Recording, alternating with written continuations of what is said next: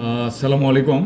সকলে কেমন আছেন? আজকে রাতের খাবার হচ্ছে খুবই সুন্দর এবং খুবই প্রিয়, আমার ফেভারিট একটা খাবার। সেটা হচ্ছে এই যে বড় বড় পুঁটির মাছগুলো দেখতেছেন, হ্যাঁ, দেশি, এবং এর পেটে কিন্তু প্রচুর ডিম আছে। এই যে দেখেন, প্রত্যেকটার ভিতরে কিন্তু প্রচুর ডিম আছে। হ্যাঁ, এই যে দেখেন, আমি হাতে ধরে দেখালাম কারণ এটা আমি খাবো তো, সে কারণে এই যে দেখেন, হ্যাঁ, অনেক বড় সাইজের। এটা কিন্তু আপনার এই দিয়ে এটা কিন্তু রান্না হয়েছে পুঁই শাক, তারপরে হচ্ছে আলু আর কি বেগুন নাকি, পুঁই শাক, আলু আর হচ্ছে বেগুন দিয়ে চচ্চড়ি।